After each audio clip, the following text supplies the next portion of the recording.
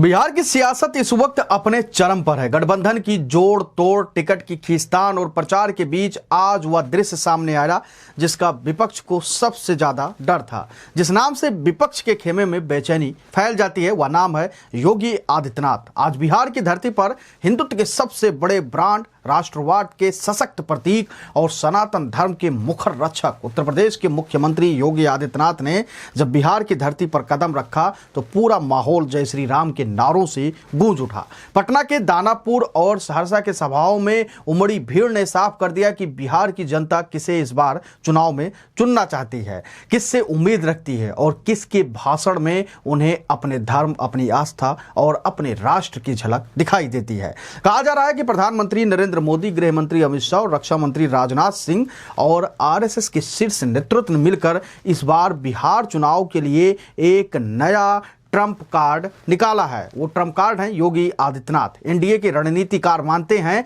कि जब योगी मैदान में उतरते हैं तो जनता में एक अलग जोश पैदा होता है। उनके भाषणों में जो स्पष्टता, दृढ़ता और राष्ट्रवादी जोश होता है वह जनता के दिल को सीधा छू जाता है। यही कारण है कि बिहार के कई उम्मीदवारों ने खुद भाजपा नेतृत्व से मांग की है कि उनके क्षेत्र में योगी आदित्यनाथ की सभा जरूर करवाई जाए, क्योंकि योगी के आने के बाद हवा एकदम बदल जाता है। हरियाणा, दिल्ली और कई अन्य राज्यों के चुनाव में योगी आदित्यनाथ का प्रदर्शन इस बात का सबूत रहा है कि उनकी जनसभाएं सिर्फ भीड़ नहीं बटोरती, वोट में भी उनको तब्दील करती हैं। हरियाणा चुनाव के वक्त उनकी आक्रामकता ने विरोधियों को हिला दिया था पूरी तरीके से चुनावी मैदान में। दिल्ली में उनकी सभाओं का वोट कन्वर्जन रेट भाजपा के तमाम दिग्गजों से कहीं अधिक था और अब यही फार्मूला बिहार में दोहराया जा रहा है।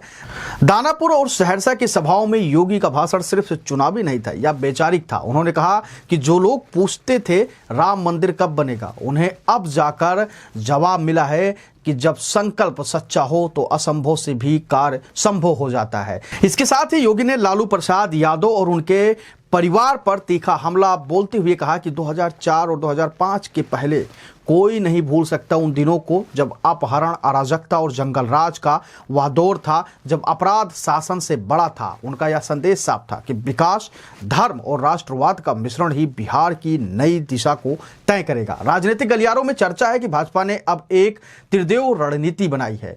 मोदी का करिश्मा, शाह की रणनीति और योगी का जादू। राजनाथ सिंह जैसे वरिष्ठ नेता संगठन को संतुलन देते हैं और वहीं अमित शाह चुनावी गणित संभालते हैं और योगी आदित्यनाथ जन भावना को प्रज्वलित करते हैं। यह तिकड़ी भाजपा को न केवल बिहार में बल्कि पूरे उत्तर प्रदेश में एक अभूतपूर्व बढ़त अब दे सकती है। सिर्फ बिहार ही नहीं, योगी आदित्यनाथ का यह चुनावी अभियान उनके राजनीतिक भविष्य की झलक दिखाई दे रही है।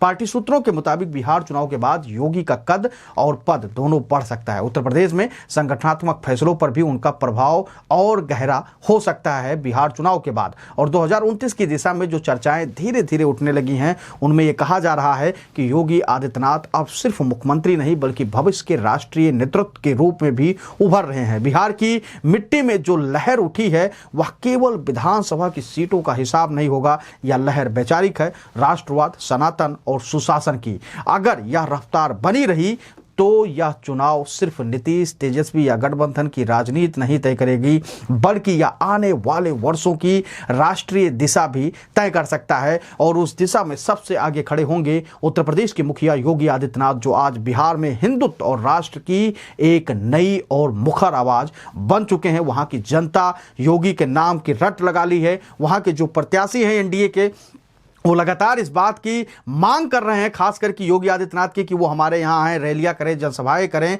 और अब कहा जा रहा है कि अभी तो 25 ही रैली योगी आदित्यनाथ को बिहार में करनी थी, लेकिन ये आंकड़े अब बढ़ भी सकते हैं क्योंकि आज पहले ही दिन योगी आदित्यनाथ की दहाड़ ने पूरे बिहार को हिला दिया और वहाँ की जो जनता थी वो ये समझ चुकी है कि योगी आदित्यनाथ के अंदर वो लीडरशिप है, वो काबिलियत है, वो चेहरा है, वो आवाज़ है जो किसी भी चुनाव को अपने पक्ष में बदल सकती है। और शायद अमित शाह, राजनाथ, मोदी और संघ भी अब उनके इन भाषणों को सुनकर खूब प्रशंसा कर रही होगी, ऐसा सूत्र कह रहे हैं। और कहा यह भी जा रहा है कि आरएसएस जो चाहती थी योगी आदित्यनाथ ने वो करके बिहार की धरती पर पहले ही दिन दिखा दिया है। आप अपनी राय हमको जरूर दीजिएगा कमेंट सेक्शन में और बताइएगा कि उत्तर प्रदेश के सीएम योगी आदित्यनाथ क्या बिहार में इस बार चुनावी हवा को बदल पाएंगे या नहीं बदल पाएंगे, क्योंकि सर्वे में अभी भी तेजस्वी एनडीए पर भारी पड़े हैं और पड़ रहे हैं। ऐसे में योगी आदित्यनाथ को उतारकर बैलेंस करने की कोशिश की जा रही है। आप अपनी राय हमको जरूर दीजिएगा। धन्यवाद।